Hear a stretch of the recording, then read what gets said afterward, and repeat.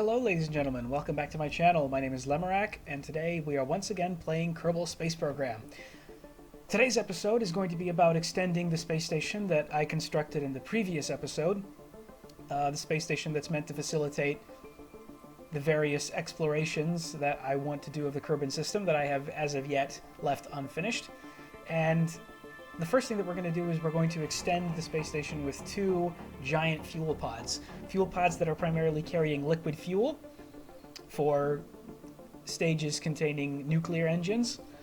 The adapters also obviously have some oxidizer on them as well, just because there's not much you can do about it. I could have removed them, but I figured, why not? It's better to have it and not need it.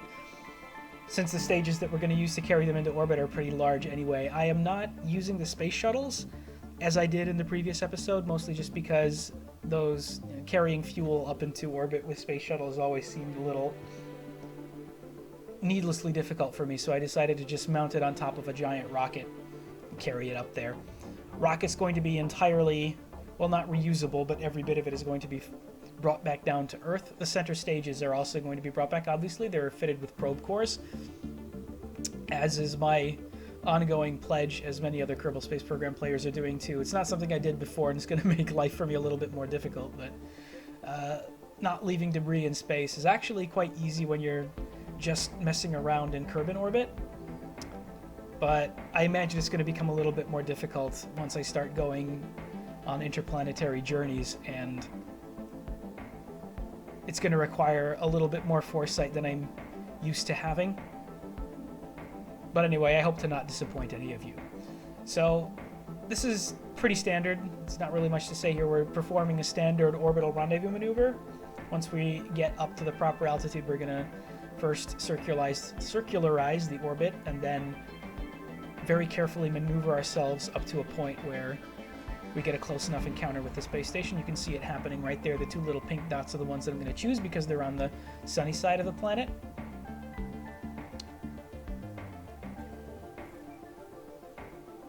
Try to remember what happens here. Yeah, we're going to orbital maneuver. Everything you're watching, by the way, is at 2 times speed, except for the constructions, which I have sped up significantly more. Yeah, we're going to wait for the target intersect. There we go. Okay. So that's going to be our rendezvous. This maneuver is going to be performed twice. So we're gonna see this. What I mean to say by that is we're going to bring up a second rocket from the surface with another one of these fuel containers to facilitate further exploration into the Kerbal system. I am probably going to just ignore the space station when I perform my exploratory flights around and to the moon and Minmus, just because it's not really all that necessary. But my plan is to have one single spaceship, or as few spaceships as possible, to explore the various planets in the Kerbal system. Possibly like one for the closer planets, maybe one for the farther planets. We'll see. But the idea is to always bring them back to the space station, dock them, and then have another vehicle come up to the space station and carry the crew, kind of between the station and the surface of Kerbal. My initial plan was to try and construct an SSTO to do it, because I have done it before, but my success rate in Kerbal Space Program seems to be mostly dumb luck, as we watch my docking procedure there. And then this is the recovery of the central core. It's equipped with probe cores, as you can see, as well as parachutes, and as well as the deceleration of the craft is, there's still like 1,000 meters per second of delta V left. I extremely over-engineer most of my spacecraft, and by over-engineer, what I mean is just I send way too much fuel, a lot more fuel than I need. But hey, it is sandbox mode, and there we go. Full deployment of the 6 parachutes, still only slow it down to 8 meters per second, so a little bit of assistance is still required from the engine before we can make a safe recovery. Here's the second flight. Don't worry, you're not going to have to watch all of this again, just the bullet points, the launch, separation, deployment of the fairing, any second now. There we go, deployment of the fairing. Next up is going to be the rendezvous and approach. Again, using that Rhino main engine.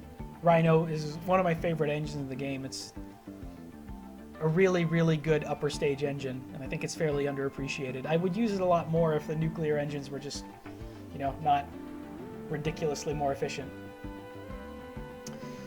I lost my train of thought again anyway. These live commentary things are rather new for me. I would like to issue an apology, by the way, for some of the stuff that happened in the previous episode. I noticed only after I had finished recording in my video editor that a lot of the stuff seemed to be kind of out of sync. I would be watching like the little preview screen up at the top right of the editor, right, and I would be narrating under that, but for some reason the speeds were not quite the way they said they would be, and for the faster parts went faster than they should have. So my narration didn't line up with them, and then it took like some kind of adjusting in the less sped up sections for it to connect. So I'm taking measures to circumvent that, and you should be seeing this properly now. So all of my commentary should be on point as the next stage is recovered. And then we get to see my space shuttle return again. The space shuttle is only back right now because I decided that as long as I'm constructing extensions to the space station, then I might as well carry another couple of solar panels up there, just to have a few solar panels that extend beyond the length of the station itself. And since I already had that bit constructed in the space plane, the vehicle assembly building inside a space shuttle, I would just use it. That's the reason you're not seeing a construction time lapse of the space shuttle, is because I already had this built, and all I really did was take that central element that was a part of the previous flight and I removed it. So now all we're carrying basically is the solar panels, which in the previous episode I specifically constructed in such a way that if I wanted to add more to them, I could always do that. The tiny Clampetron docking ports there. We see the separation of the side-mounted solid rocket engines, solid fuel boosters, and now it's just the shuttle main engines carrying it into its designated orbit. I still really like the space shuttle, and I'm very pleased that for some reason in this series my space shuttles don't flip over as they always do every other time I fly them. And the thing is, this is what I don't understand, I don't really do anything different. I read all the tips online from people who are much better at this game than me, and they basically say that constructing a regular space shuttle is always going to make it, so that the center of mass is too far back, which is what causes it to flip over all the time. But I mean, the center of mass for this vessel is also behind, and it somehow manages to control just fine. But you know what? Doesn't matter. What matters is that it's working this time. I think it might have to do with control surfaces, but anyway, we're seeing again the space shuttle making its approach, and here goes its docking maneuver.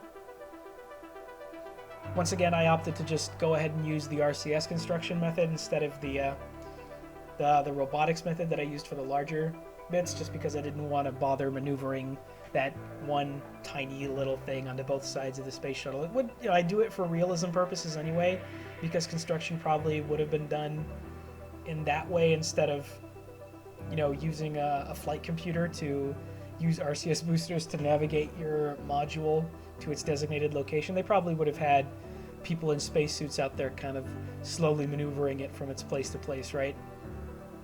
I don't know. I actually don't know how the specifics. I don't know the specifics about the construction of the space station, but anyway. So another pair of, quickly edited so you can see both sides. The sun actually went down by the time I managed to get them both into their positions. But with the space station now extended, you can see the additional solar panels on the outside of the space station now. We're going to turn the shuttle towards its retrograde vector and start burning so that we can perform another landing and return to Kerbin. I'm not going to show you much of this landing because it's the same space shuttle landing that I did multiple times in the previous episode. I'm just going to refer you to that one. If you want to see these shuttle landings in more detail with a couple of hilarious flip overs. But yeah, this one's I think I did manage to mess this one up too. I ended up in that position where I performed a quick save right here at my approach, and the aerodynamic force to just rip off the wings every time I loaded it. It's because I wasn't happy with the way my landings turned up. I overshot the runway the first time, so I had to perform a quick save. I also had to perform an unbreakable joints cheat just so that the wings wouldn't be ripped off when I loaded the quick save, but I hope you'll forgive me for that. Anyway, there we go. Shuttle landing, parachutes deployed, and full stop. Now, my previous chain of thought that I think was broken is that I'm not good at building SSTOs, and mine just couldn't get to orbit. So instead, I opted for a fairly typical Boeing/SpaceX style space capsule rather, and this is going to be fully recoverable. An SSTO would have been fully recoverable, honestly. Would have been fully recoverable, right? So I decided that this should be as well. We're going full SpaceX style here, which means we're going to land the booster, and we're going to do what's, I don't know, I think SpaceX does this, but we're also going to recover the center core, which I think I accidentally left out of this edit, but it basically happens the same way that I did it for the fuel tanks, the stages that took the fuel tanks into their orbits. So here you can see me constructing the main booster, putting RCS ports on the side for maneuverability. They're the landing legs they're going to return with. And yeah, so we're going to get to see a full recovery. Obviously, well, maybe not obviously, but you know, to be completely honest, this is not the first time I flew this vessel in this playthrough. I did have to do it like twice more, not because it was unsuccessful. The crew managed to perform its transfers 2 times. You might see Jebediah there, even though I specifically left him on the station of the previous episode. He's going back there for a visit, but I actually failed the booster landing twice. So I decided just to keep recording until I finally managed to get a good booster landing. And actually, even that's not true. I did recover the booster both times, but it fell over. And I figured, nah, that doesn't look good. Let's perform a flight where we can, and of course I forgot to quick save because I always do. Let's do one where we actually get to see the booster land on its legs. So doing these types of recoverable flights are a little bit complicated in Kerbal Space Program because you can't control 2 vessels at once. But if you do your switching properly, then you should be able to get 2 and, you know, between the 2 vessels in time. My method is to use the first stage that you know, usually has like 2,300 meters per second of delta V, and then carry it up to an apoapsis of about 90 to 100 kilometers. Then, as you saw previously, you turn it back, do a horizontal burn, and if you have Kerbal Engineer, Flight Engineer, you can use the land button there on the right side to help you kind of pinpoint your target. Then you point the vessel, you point the bottom booster again back in its proper landing direction, and then you can quickly switch back up to the craft that should not have reached its apoapsis by the time you perform that maneuver. And then you have basically enough time to get your vessel up into a stable orbit. That bottom booster is still falling, as you can see there. Just because I accidentally pushed my apoapsis a little too high, I was a little worried. Not sure I would get back in time because I think you're not able to switch to it once it's back in the atmosphere. So you kind of want to get into a stable orbit before you fall like below 55 kilometers of altitude. I'm switched back here at around 60. And as you can see now, the other craft is in a stable orbit. You can leave it there and focus on just landing the side booster. Aerodynamics, you know, you got those air brakes are, you know, kind of the replacements of the SpaceX grid fins. They work pretty well as like a stabilizing unit for the rear, and you can turn on yaw and pitch for them too to kind of use them as winglets. Aerodynamics are generally going to slow your craft down to around 250, 300 meters per second. So if you're, you know, really, really precise, then 200 meter, you know, that much, like 300 meters per second of delta V should be enough for you to land the vessel. If you're absolutely precise with your suicide burn, I'm not. So I like to make sure that my side booster has about 700, 800, minimum of 600 meters per second of delta V. And there you have it. A successful side booster landing. Call me, SpaceX, you know, if you need assistance making better landing boosters to land. And then here we go with the upper stage. Again, just because I'm an idiot, I forget to show the bit. I think I might have just, you know, performed the cut and then accidentally deleted that section, but that the skipper engine stage is also recoverable, so that, you know, once I still use the engine to perform all of the rendezvous burns, just because this spacecraft has just under 500 meters per second of delta V, which is not enough for much, but it is enough to perform, if it has to, a rendezvous burn and a retrograde burn to land. So I like to use as much of the center stage as possible. I decoupled it very close to the space station, as we get to see the docking maneuver, and returned it almost right away. It's just imagine it's exactly the same as what I did with the center core for the fuel tanks. And then here we get to see, I very originally named my little space capsule the Drake because I'm very original like that.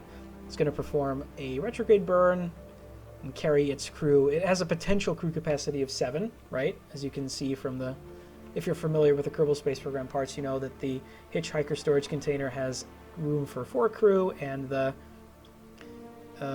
Mark III command pod has room for 3. So 7 in total. It is currently carrying 4 Kerbals. We're going to land in the desert this time. A fault of this vessel, by the way, is that it does tend to lean, it is nose heavy, as you can see. It doesn't have the power to maintain retrograde direction as it plummets, which does put it in danger of burning up, but it hasn't happened to me yet, so I'm just going to stick with this design. I could probably put like tiny winglets or air brakes on the upper stage to help stabilize it during its fall, but honestly I don't care that much. I could also probably put legs on the bottom, because landing it just on that one little Terrier engine is also not a very easy to follow prospect, but these are all things that I might worry about in the future. For now though, even with its nose heaviness and its cone shape, it still manages to slow down to a speed where deployment of the parachutes is safe, as you can see. And then the Kerbals can nice and slowly descend to that little area in close proximity of the desert launch site, which already I'm sure has a crew, a recovery crew, ready to go and bring those Kerbals home. So we get to watch the nice and slow touchdown of the Drake capsule in the desert. Yeah, some lander legs should probably be used for that. Anyway, that concludes today's episode and our construction and expansion of the space station. Thank you very much for watching. I would like to leave you with some recommended videos, one that I chose for you on the left and one that YouTube itself, its algorithm, chooses for you on the right. Don't be shy to leave me a comment if you think that there's things I could do better, and to like and subscribe if you enjoyed what you saw. Thank you very much for being with me. I hope to see you again in future episodes, and until then, so long.